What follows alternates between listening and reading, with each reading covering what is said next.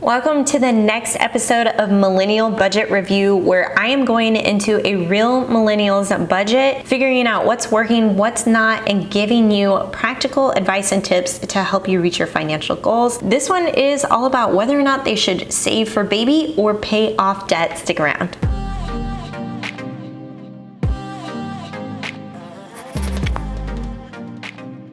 Hey, what's up guys? It's Justine with Debt Free Millennials, the channel to help you crush your debt and live payment free. So in this millennials budget, we are going to be talking about what's working, what's not. I'm actually going to be peeking inside of their budget spreadsheet that they filled out and giving them some practical advice. So I did ask a couple of questions up front to give us some background as to what's going on. So the first thing, what is the biggest thing you struggle with financially? This person said eating out and overspending on credit cards. I also asked, what are your top 2 to 3 financial goals that you'd like to accomplish? This person said, be debt free, save for baby who is on the way, go on vacation. I love all of those things. I asked anything else that you'd like to share about your financial situation. This person said, baby is on the way and my anxiety is all over the place. We only have $1,300 in emergency fund and feel I need to stash as much money as I can, but also feel like I need to pay debt off. As a husband, I feel I am trying to do both to save and still pay off debt. I know the priority is the baby, but is it okay to pay off debt? Help, I got you. Let's go ahead and hop into your budget just so that we know what income is coming in and what expenses are going out.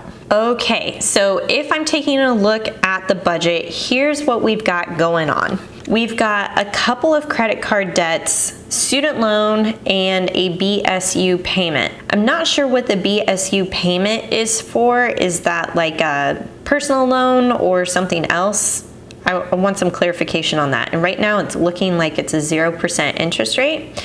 So all of your debts combined, it looks like $1,685 is your minimum payment, and the total outstanding debt balance is hovering just under $25K. Looks like you have a total monthly income plan of $4,200. So let's take a look at the rest of your budgeted items. So your rent or mortgage payment is $800. That's really good. Your cell phone is $265. That seems really high. Is that for one phone?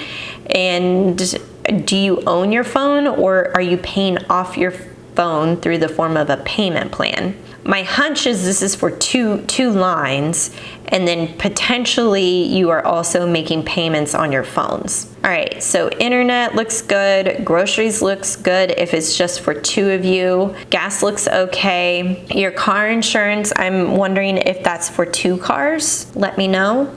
If so, I feel like that's okay. Potentially we could get that lower as well. You also said eating out, let's go under fun. You also said eating out was a struggle for you, and yet you have 0 budgeted for restaurants.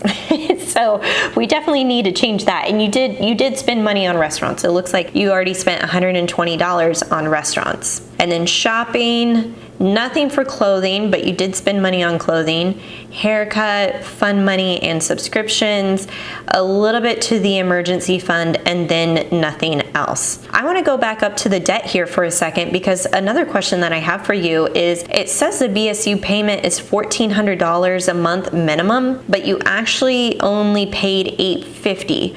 So is this truly the minimum, or is that the minimum goal that you set for yourself?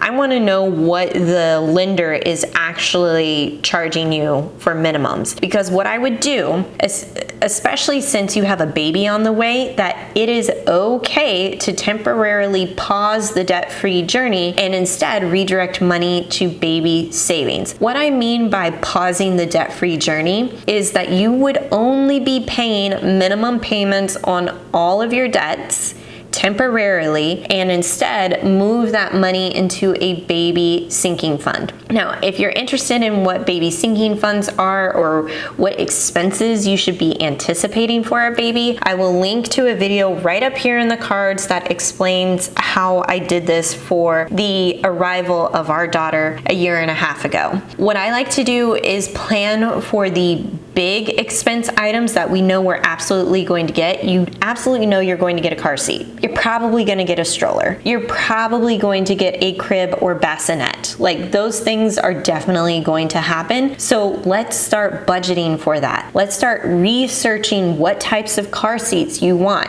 Granted, you could have family and friends who go in and purchase that as a gift for you, or you have a baby shower and maybe you get money towards those items, but it's always a good idea to start planning out for those items just in case. You're also going to want to factor in perhaps a monthly budget for the baby. In the first year of life, I will say, they really don't need much other than diapers, food, which would be either breast milk or formula, and a couple of onesies. And that's literally it. They don't need thousands of toys. They literally maybe need like one set of black and white flashcards and a rattle, and it's very minimal in the first year. And then as you go, you can add more things in. Of course, grandparents and stuff are going to gift that to you. So I feel like you could start setting aside maybe even like 50 bucks a month, maybe 100 bucks a month if you really felt like you wanted a good cushion for baby. And then you can pull from that as needed.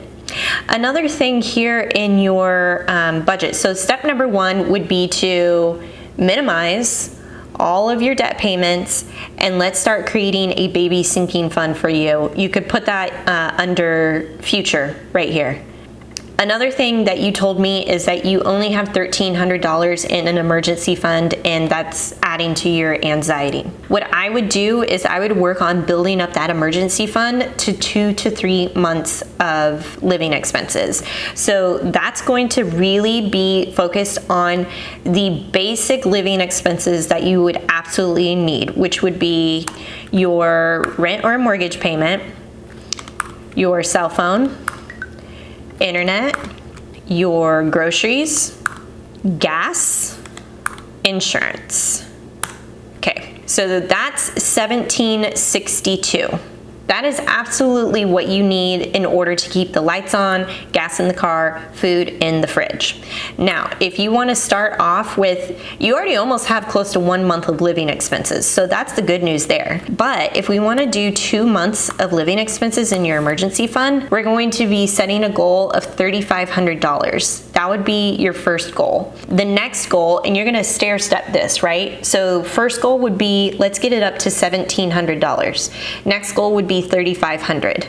Next goal would be 3 months of living expenses, and so we're looking at about $5,300 in an emergency fund. If you had $5,300 in an emergency fund and you were also setting aside like $100 per month in the baby fund, which you already have because I see you still have a net of $167, you could easily add that in here right here.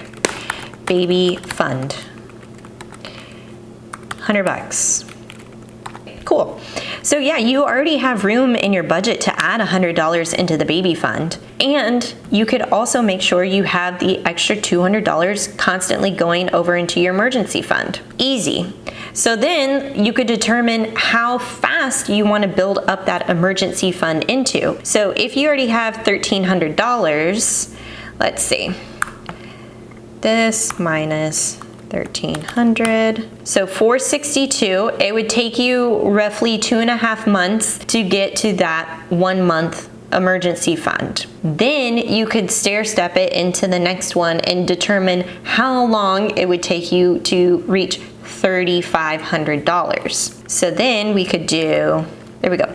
So it would take you roughly at a $200 savings rate, it would roughly take you 11 months, basically a year, to get it up to the 2 months of emergency fund. But I'm going to venture that if you can get this down, this minimum payment down to whatever it may be, you're gonna have a lot more money for the emergency fund. You could potentially be putting $800 into the emergency fund. So instead of 11 months, we're looking at less than 3 months. that would be incredible for you to do.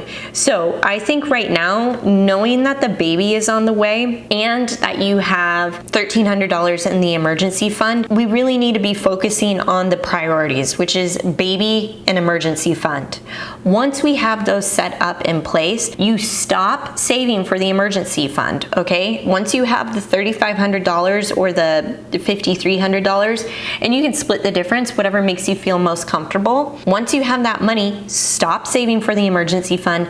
Now let's redirect that money back into the debt payments, and then you're going to be focusing on either the lowest outstanding balance or the highest interest rate and going all in. My guess is you were going after the lowest outstanding balance, although this says 0. So maybe did you pay this one off? Wonder if you paid that one off already. If so, if we're going after lowest outstanding balance, this actually works because it's also your highest interest rate. I would go after the Apple credit card. Completely pay that off. That would be easy. Once you're done with the emergency fund, you can easily pay that off quickly and also have enough money to add extra payments towards the Discover card. I also think there are some tweaks that you need to be making to your monthly budget. Aside from adding the baby fund, you definitely need to be adding in a restaurant spending here. That for sure needs to happen. If eating out is something that's important to you, let's budget for that. You need to live your life as well, so let's go ahead and budget for that and keep in mind how often you're going out. One thing that could help you is tracking your spending for those restaurants. Every time you're going to eat out, have a sheet of paper that marks the date, where you went, how much you spent. In addition to that, to the side, you could say, did this outing make me feel positive, negative, or neutral? Then you'll really know which restaurant outings are the ones that are most exciting and which ones you're doing out of habit. If you want more information on how to do that, I highly recommend you check out my How to Control Your Spending workbook, which has over 50 pages of activities and worksheets that you can actually print out and do right at home to help you keep that spending under control. So that's something that needs to change here. Add in some money for restaurants, and then also I think things like you can reevaluate your car insurance expenses by checking it with the EXPERIAN auto insurance comparison tool. That's always linked below in the description box. I've used it multiple times to make sure that I'm getting the right rate for my car insurance premium. Also think your cell phone bill is really high if it's for 2 lines. I'm totally assuming here, maybe it's more. You'll want to check out Mint Mobile. I just switched to Mint Mobile 5 months ago. It's been fantastic. Plans start at $15 per month, and they also have an unlimited plan for $30 a month. And it uses T-Mobile's network, so that's a win-win. I think those are 2 easy fixed expenses that you could cut back on, okay? I think this looks really good. Your income looks great compared to your debt. I really feel like it's just redirecting the money towards the savings right now. Once that's built up, then we redirect it. And when we're talking about building that up and redirecting, we're only talking about a couple of months. And we really need to be focusing on going all in with that emergency fund. All right, I think that's all I got for you in this one. Thank you so much for letting me review your budget. I hope that feedback and advice was helpful for you. If you would like to have your budget reviewed anonymously right here on the channel, I will link to a Google form that you can fill out. The more information and details that you put into that form and into your budget, the better advice that I can give to you.